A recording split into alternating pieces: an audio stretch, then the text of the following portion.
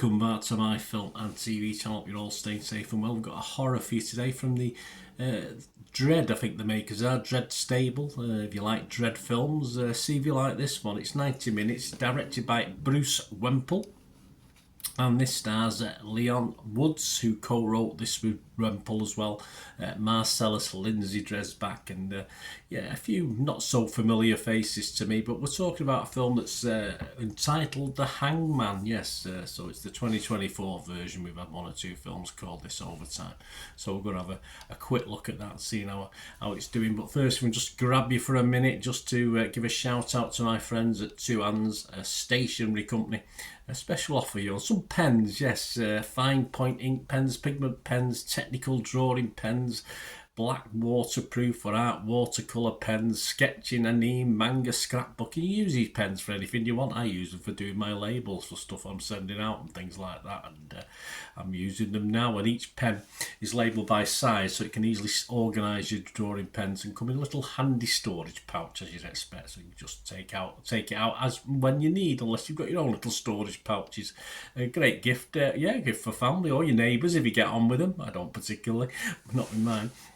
Friends, or just treat yourself. Why not? We all need to treat ourselves. And it originally retailed at $12.99. They're on the Amazon site. I can give you a link, and the link will be up on screen at $8.49. But even better, that's including postage. No postage on top. You get another 15% off for friends of the channel or my channel if you use the following code on checkout. Yes, so if you go to the promotion code or voucher box when you're ready to check out, you can get a further 15% off with a discount code 7MRKILV5. So do that, guys. Great value for money. They've got a 4.4 out of 5 rating, just under 5,000 reviews on Amazon itself. So yeah, not just me that says they're okay or else cates are good, but whatever way you look at it, great value for money. So don't miss out, guys. Use this offer. Right, back to Hangman. What's it about? Well, to mend their troubled relationship, a middle-aged door-to-door salesman, Leon, takes his teenage son on a camping trip into deep rural Appalachia. Yeah, not a very nice place based on this. A local cult summoned an evil demon born of hate and pain, known to them as the Hangman, and now the bodies have begun to pile up. Leon wakes up in the morning to discover that his son is missing.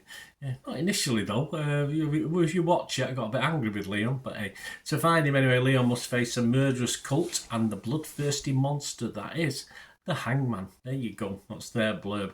Yes, plenty of back to bigotry wrapped up in a horror movie here, but at least we know whose side we're on, don't we? That's very early doors. Sadly, that doesn't really make it a good edge of the seat horror. This is no Jeepers Creepers, although the Hangman has potential to be that sort of character, and scares in it are fairly rare, in fairness. It gets off to a pretty okay start. You think, oh, it's got potential, this, because you get a little bit of a backstory at the start, and then it switches to Leon and his son. So you sort of get an idea of what's going on. But then it sort of loses its way and sort of goes all over the place. The Hangman himself only makes brief appearances, not particularly scary, coming out of dark doorways, etc. And it's a great shame, because I think, like Jeepers Creepers creatures, perhaps this could have been more played on the Hangman demon, because he did have a reasonable backstory, a sort of that you think, oh yeah, okay, because all things are explained as the film moves on. There were elements perhaps where a bit of dark humour could have come in as well, might have helped this in a way, but it just ends up getting silly lines and corny lines. We even get a gateway to hell thrown in for good measure as well, which is quirky, but a bit where the dark humour perhaps could have come in it a little bit more. The cast are okay, they do a good enough job, and some of the effects are reasonable, nothing wrong with that. I mean, on paper this had a trashy horror appeal that sadly the execution of it let it down for me.